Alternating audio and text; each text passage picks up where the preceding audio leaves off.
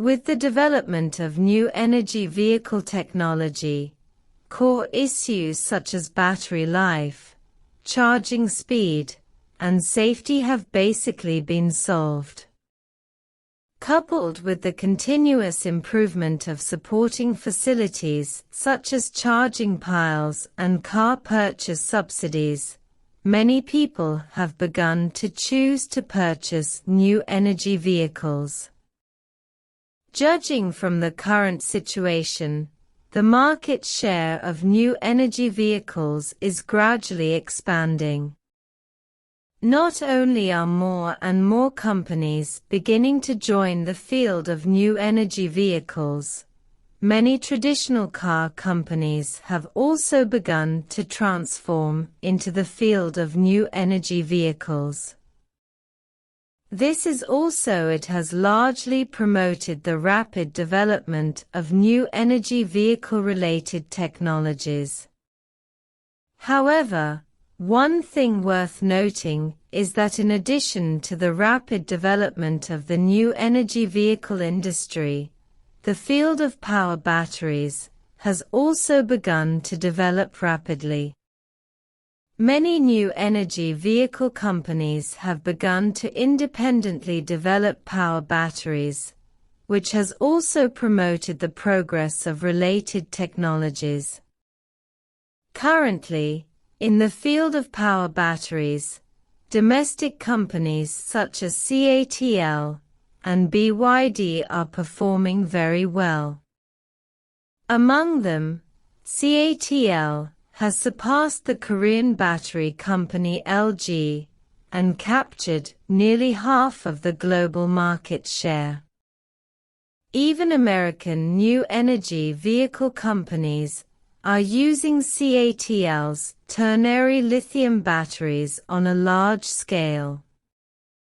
It is worth noting that the large-scale use of power batteries by Chinese companies by American companies has also attracted the attention of the United States. At the end of December, the United States announced new regulations on power batteries.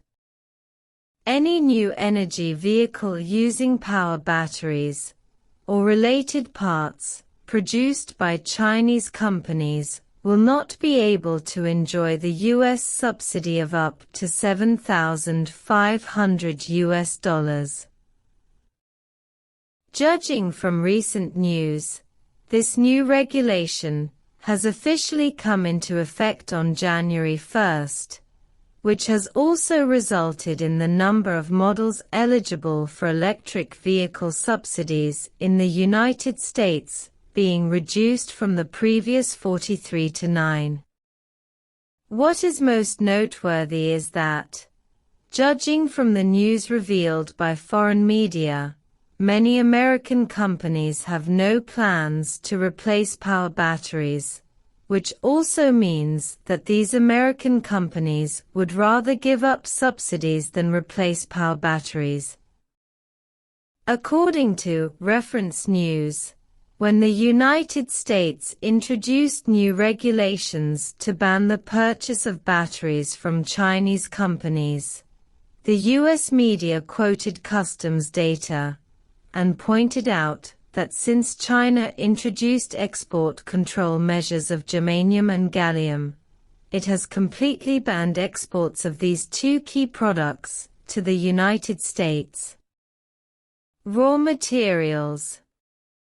Judging from public data, since China officially restricted the export of germanium and gallium on August 1st, the amount of gallium exported to Japan has decreased by about 75%, and the amount of germanium exported has decreased by about 33%.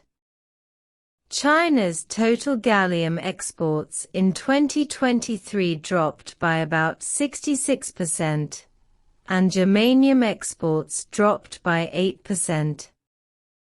The reason why the U.S. media cited these data and pointed out that China's exports of germanium and gallium to the United States was significantly reduced when the new regulations prohibiting the purchase of batteries from Chinese companies was introduced, is that the careful thinking is actually obvious.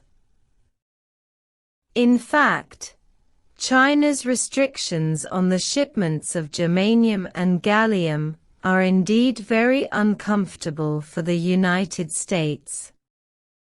The United States has always wanted to find ways for China to continue shipments or find alternative sources.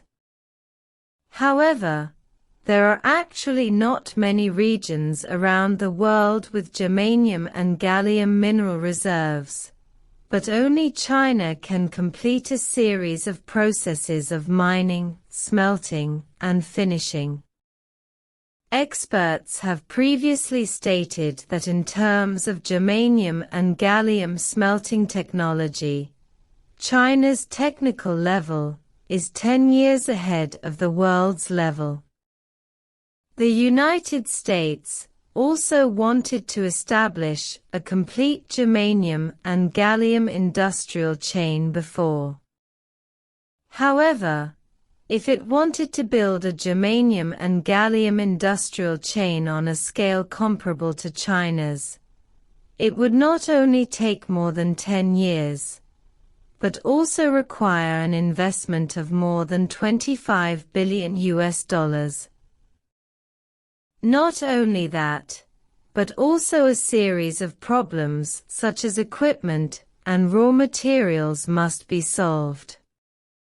In fact, China's restriction on the export of germanium and gallium is a reciprocal countermeasure.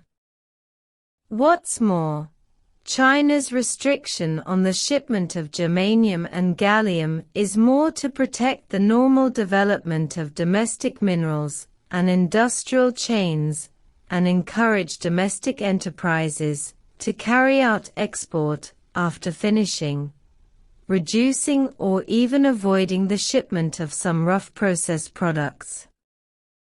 When the United States released new regulations restricting the purchase of power batteries from Chinese companies, the U.S. media cited customs data and pointed out that China had completely stopped shipping key raw materials such as germanium and gallium to the United States. From this point, it is not difficult to see that China's restrictions on germanium and gallium shipments have indeed hit the United States 7 inches and made the United States very uncomfortable.